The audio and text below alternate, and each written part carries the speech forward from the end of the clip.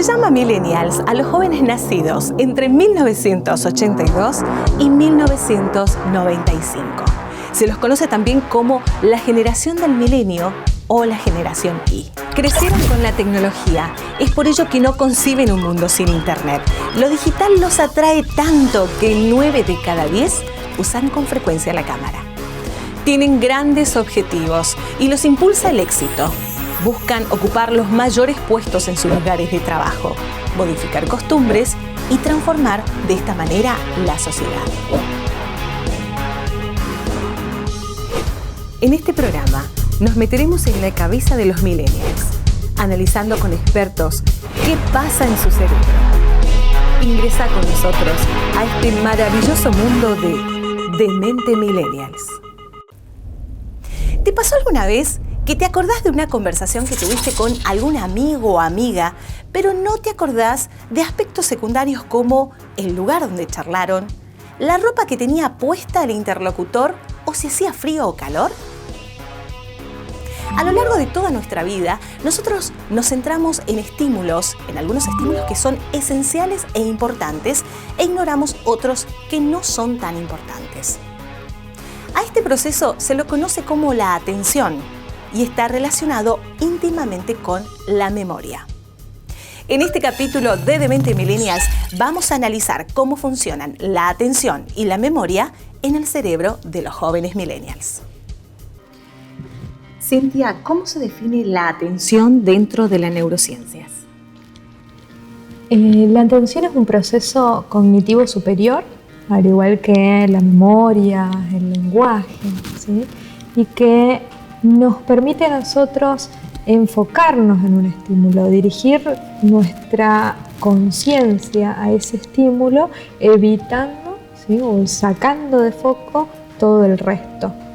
Me gusta por ahí las imágenes estas de ilusiones ópticas en donde vos ves las dos caritas mirándose, pero hace foco en el fondo y es una copa, ¿sí? Eso está muy bueno para poder explicar esto del proceso atencional. Los procesos atencionales son básicos e importantísimos para la persona. De hecho, es lo que nos permite a nosotros tener conciencia de nosotros mismos y de nuestro entorno que nos rodea. Es importantísimo para poder memorizar, para poder aprender. Cuando nosotros de alguna forma entrenamos la atención, ¿sí? Lo que hacemos es fortalecer las conexiones sinápticas entre la amígdala y la corteza prefrontal. A ver, te explico. Para que podamos atender a nuestros estímulos se ponen en juego todos los receptores sinápticos, ¿sí? Todos los receptores en el cuerpo que nos permiten captar los estímulos sensoriales externos. Pueden ser olfativos, visuales, auditivos, gustativos, táctiles o propioceptivos, que son los estímulos los receptores que dan cuenta de dónde está, por ejemplo, ubicada una parte de nuestro cuerpo, aunque no la estemos viendo. Ese receptor capta la información, ¿sí? Pongámosle por los ojos, pongámosle que alguien me esté tocando. Si yo, por ejemplo, te dibujo una letra en la espalda, ¿sí? Vos sos capaz de sentir, identificar cuál es la letra, porque estás poniendo tu atención en eso que yo estoy trazando, aunque no sea mediante los ojos. Esa información viaja por los axones, que juntitos forman lo que llamamos nervios, ingresan a la médula y suben hasta el tálamo, que son dos pelotitas, ¿sí? de cúmulos de cuerpos neuronales, que se llaman, les decimos nosotros que es una estación de relevo sensitivo, porque son los que van a determinar qué información es importante y qué información no lo es, para pasar hacia la corteza, ¿sí? Hay un dato clave, que todo lo que sea por ahí olfativo no pasa por los tálamos, es uno de los sentidos, es el sentido más rudimentario que tenemos, entonces es la única información sensorial que no pasa por los tálamos. Fíjate todo este proceso, ¿no? Ingresa por el cuerpo, va por la médula, llega al tálamo, y del tálamo en general interviene el lóbulo parietal. Recordemos los lóbulos: frontal, parietal, temporal por debajo de la cisura del círvio y occipital acá atrás. Todo lo que sea parietal tiene que ver con los somatosensitivos, sobre todo la circunvolución parietal ascendente o postrolándica. Hay un dibujito que es muy pedagógico que se llama homúnculo, que está buenísimo para poder entender, ¿no es cierto?, qué parte del cuerpo corresponde esa porcioncita de cerebro en relación a las sensaciones, a la atención. Te decía hoy, ¿no?, para que nosotros podamos entrenar. Vos sabés que la atención es algo que se entrena. Cuando somos chiquititos tenemos un periodo de atención muy cortito y a medida que vamos avanzando en la edad podemos hacerlo más prolongado. Sí. Lo que hacemos es reforzar las conexiones sinápticas entre la amígdala y los lóbulos prefrontales, que son los que van a inhibir las respuestas, van a inhibir el tema de estar atendiendo cualquier estímulo, ¿sí? Solamente lo dirigimos y seleccionamos uno y nos enfocamos en eso, y eso nos permite a nosotros de alguna forma incorporar esa información.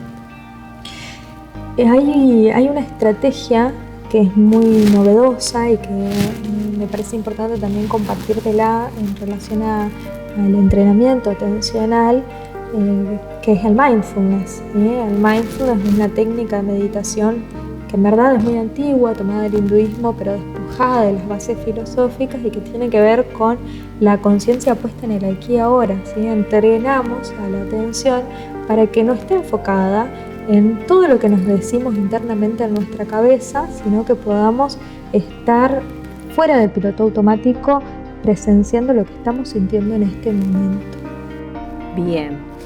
Bueno, me encantaría también poder clasificarla, si existe alguna manera de poder decir cuáles son estos tipos de procesos de atención. Sí, a ver, está bueno porque nosotros tenemos, por ejemplo, una atención que se llama atención arousual, y que es la atención que nos mantiene nosotros con la conciencia puesta, el hecho de estar en estado de vigilia y atendiendo a lo que nos rodea, ¿sí? Por eso es tan importante y por eso nosotros somos atención, vivimos gracias a ella y estamos conscientes gracias a la atención. Tenemos una atención que es selectiva, que nos permite elegir a nosotros un estímulo. Por ejemplo, si estoy en el boliche y me está hablando un chico, ¿sí? Claro. Poder atender a lo que me dice ese chico y haciendo que todos los sonidos y el barullo que hay alrededor como que se apaguen, porque a mí me interesa mucho lo que me está diciendo.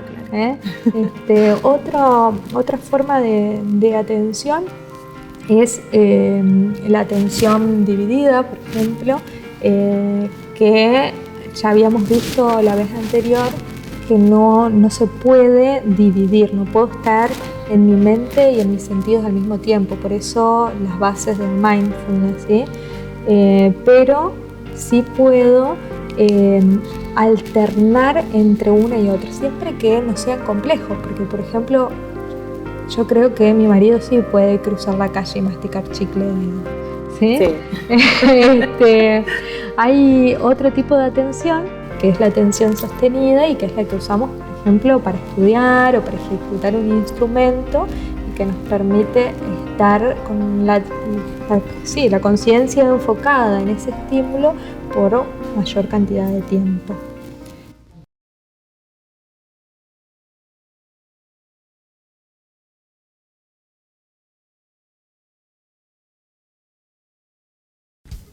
La atención es el filtro que le ponemos a los estímulos ambientales. ¿Y qué pasa con la memoria? La memoria es el almacén de nuestros recuerdos y de nuestras experiencias, porque gracias a ella nosotros podemos recordar qué hicimos ayer, cuál fue nuestra última conversación, a dónde fuimos de vacaciones, y recordamos también nuestras experiencias profesionales. Es decir, que la atención nos conecta con el mundo exterior, mientras que la memoria nos conecta con nosotros mismos. Bueno, la atención es muy importante para la toma de decisiones, ¿no? Y para que nos queden cosas en la mente. Pero si nosotros conocemos todo esto que nos estás diciendo, ¿no? El tema de las neurociencias y cómo llegar a captar la atención de la otra persona, ¿En algún momento podemos llegar a manipular el pensamiento del que está o de los que están enfrente nuestro? Y mira, no sé si manipular es la palabra acertada, digamos, pero sí en la publicidad y en el marketing estudian los que se llaman determinantes de atención y los utilizan para imponerse frente a otros estímulos. Por ejemplo, en los millennials, que sabemos que es la cultura del instante, ¿sí? Lo que hacen es imponer la marca en los primeros 8 segundos, ¿sí? Y saben que, por ejemplo, los determinantes que se llaman externos, que son los que vienen de afuera, como la repetición, el tamaño, la intensidad, el color, el movimiento, nos van a atraer, van a hacer que nosotros quizás estamos haciendo algo, ¿sí? Si suena un ruido fuerte o hay algo, las canciones esas que se repiten, ¿no? Hay algunas propagandas que las tenemos ahí dando vueltas todo el tiempo, sí. Algunas publicidades y que tienen que ver con las repeticiones, eso hace que enfoque nuestra atención.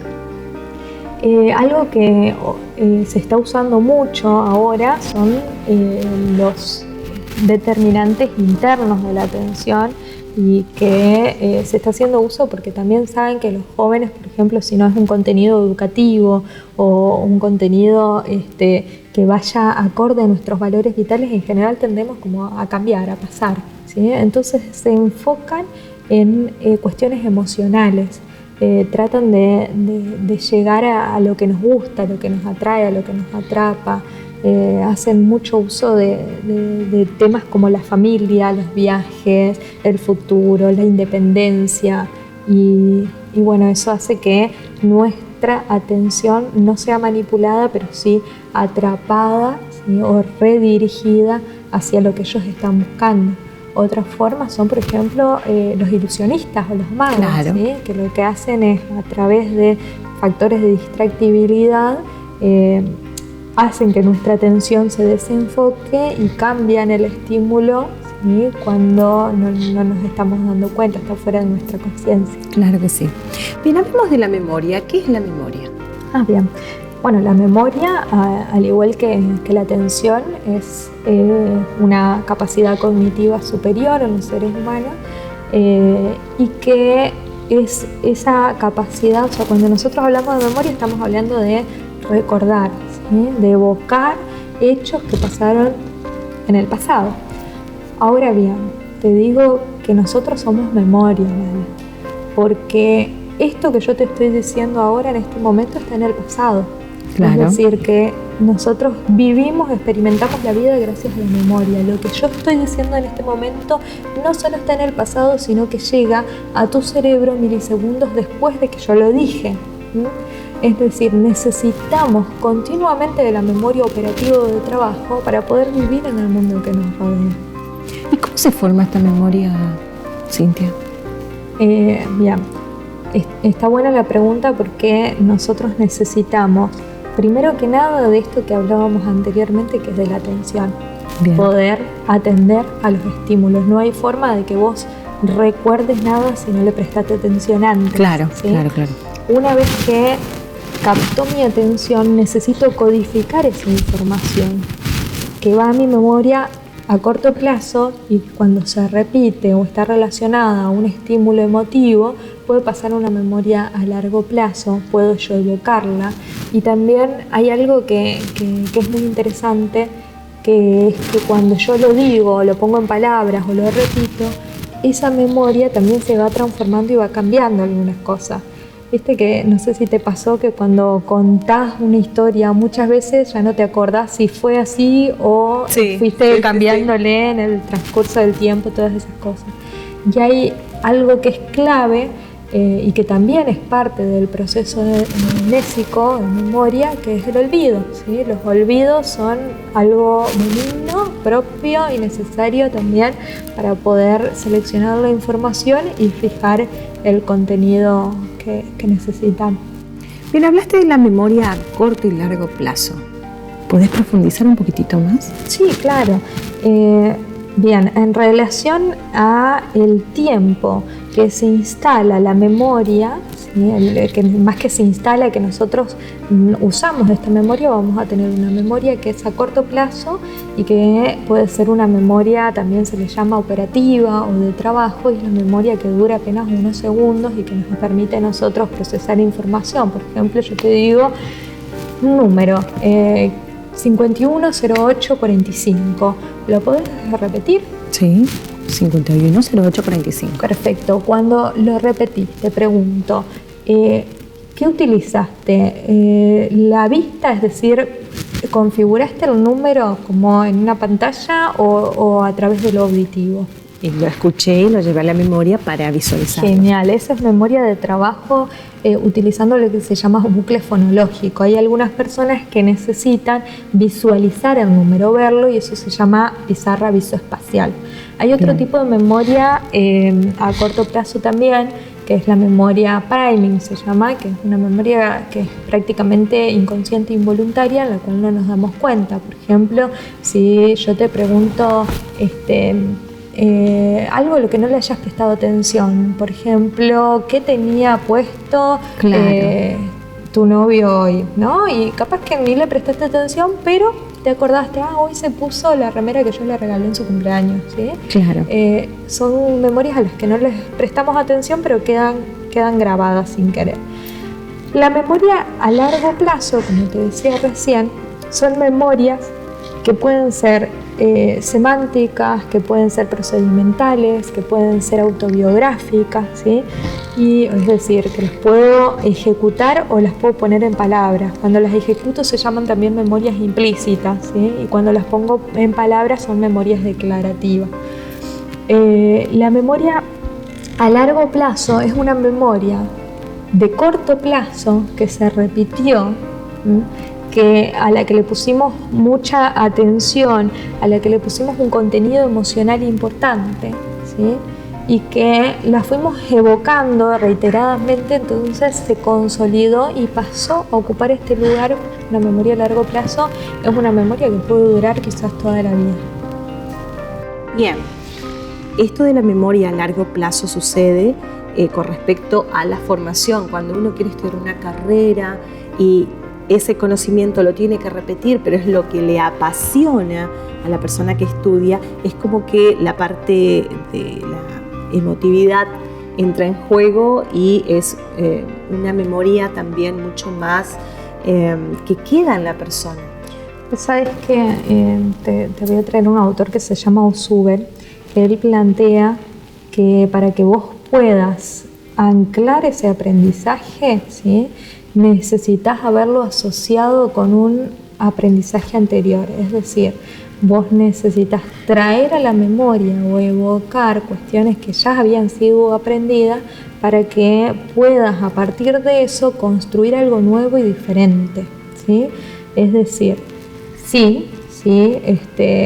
eso de lo que estamos hablando se llama memoria semántica y son las memorias de los conceptos, es la que nosotros usamos para estudiar, es una memoria declarativa en el sentido de que nos sentamos y hacemos el esfuerzo, es voluntaria, ¿sí? Requiere un gasto de energía importante y en la medida en que vos la utilices y la integres con ese conocimiento previo, la vas a poder evocar a lo largo de los años. Ahora, hay seguramente que un montón de materias que las estudiaste con mucho gusto, ¿sí?, y le pusiste mucha pila y te fue re bien, y que capaz que hoy te pregunto la misma pregunta que te hizo tu profesor en el examen final y no te la acordás. O puede pasar lo contrario también, puede pasar lo contrario. Que decís, ¿cómo no aproveché historia cuando estaba en la secundaria? Porque es un conocimiento que a mí me va a servir, ¿no? O quizás dices, no, me acuerdo así muy vagamente, y son conocimientos también que marcan. Eso tiene que ver con algunos errores. A ver, nosotros en general cuando hablamos, por ejemplo, de los trastornos de la memoria, la amnesia, los olvidos, no el olvido benigno, sino el olvido patológico, pensamos de que el problema es que no me puedo acordar, que no puedo recordar, cuando en verdad puede ser, por ejemplo, un problema atencional. el trastorno por déficit de atención. Los chicos con déficit de atención les cuesta mucho aprender, y no porque tengan un problema de memoria, sino porque cómo retener una información a la que no estaban atendiendo, estaban en otro lado, estaban en otro mundo, ¿sí? En relación a los trastornos de la memoria, vos tenés trastornos de memoria que son anterógrados, ¿sí? Es decir, que no puedo incorporar información nueva, como por ejemplo la película está como si fuera la primera vez, ¿sí? En donde ella se despierta cada día y cada día es un día nuevo y diferente, y hay contenidos amnesias que son retrógradas, en las que yo, a partir, por ejemplo, de un trauma, de una ACV, cuando hablo de trauma puede ser un golpe o puede ser algo con una etiología psicógena, la persona es incapaz de recordar desde ese hecho hacia el pasado. Claro.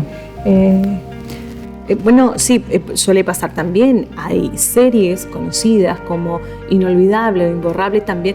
Hay personas que con la memoria recuerdan todo. Sí, ¿todo? Sí, a ver, no todo, pero sí hay lo que se llama una hipermnesia, donde la persona recuerda muchos detalles de muchas cosas. Sabes que se da mucho en los maníacos y en los celotípicos, ¿sí?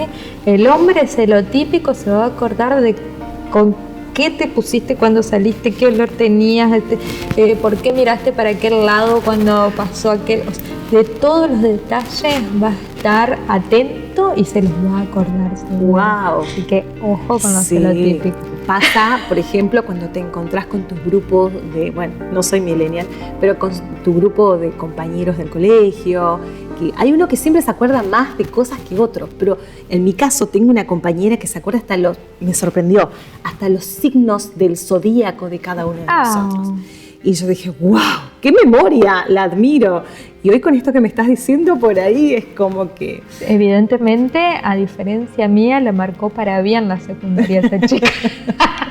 Ahora, Cintia, ¿hay tipos de memoria? Sí, hay tipos de memoria que, bueno, recién hablábamos de en función al tiempo de duración, a la memoria a corto plazo, a la memoria a largo plazo, ¿sí?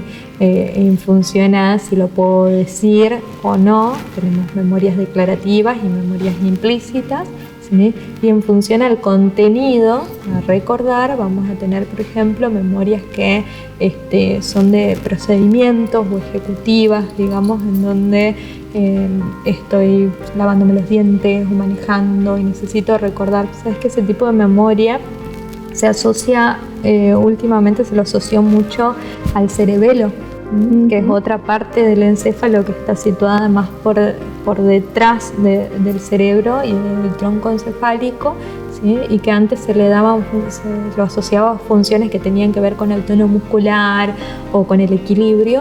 Bueno, ahora también se ve que está un poquito asociado a todo lo que sean estas memorias que tienen que ver con procedimientos. Con esto que vos me dijiste me viene a la memoria algo que lo charlamos en encuentros anteriores con respecto a la evolución. Esta memoria también tiene una relación estrecha con nuestra evolución. Sí, claro. A ver, vos todo lo que recordás, lo que haces, lo que vivís, ¿sí?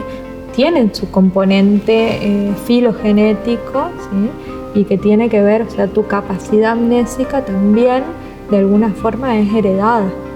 Bien. Déjame que te termine de contar en relación a los contenidos. Otro tipo de memoria que hablamos recién es la memoria semántica o la conceptual, y hay una memoria que es muy importante y que es la que te da la identidad personal, que es la memoria autobiográfica. Es la memoria que te permite saber quién sos y el recorrido de tu vida, y que está muy asociada, por ejemplo, a los sentidos, a las emociones. Y hay otra memoria de la que te quiero hablar, que es una memoria que es muy novedosa, que se estudió en los últimos años, que es la memoria transactiva. Es cuando la persona se empieza a dar cuenta de que ya no deposita, o sea, no necesita guardar la información ella en su cerebro solamente, sino que le puede guardar en otros cerebros. ¿Sí? Por ejemplo, Male, acordate que mañana es el cumpleaños de fulana. Y ya no necesito hacer el esfuerzo para recordar eso porque vos me lo vas a hacer acordar. Y así como puedo guardar esa información en tu cerebro, también lo puedo guardar en los dispositivos tecnológicos, ¿sí? Claro. Entonces ahora tengo mi celular que me avisa de los cumpleaños, que me avisa de las reuniones, que me dice cómo llegar a un lugar, ¿sí?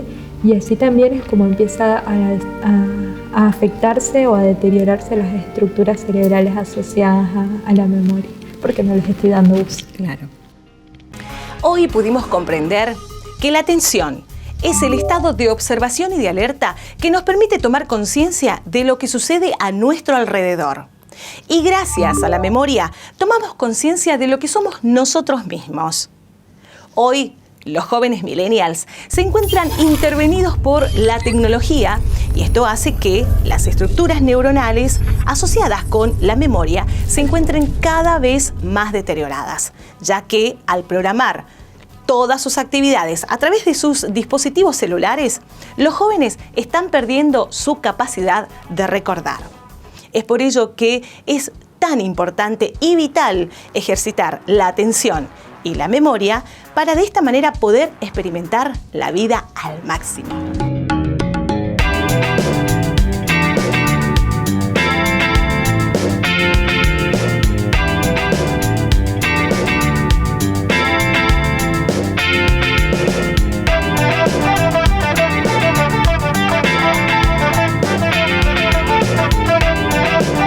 Este proyecto ha sido ganador del Fondo de Fomento Concursable para Medios de Comunicación Audiovisual, un mecanismo de fortalecimiento de la pluralidad de voces y subsidiado por el Ente Nacional de Comunicaciones, bajo la licencia del Creative Commons Atribución Compartir Igualdad 2.5 Argentina.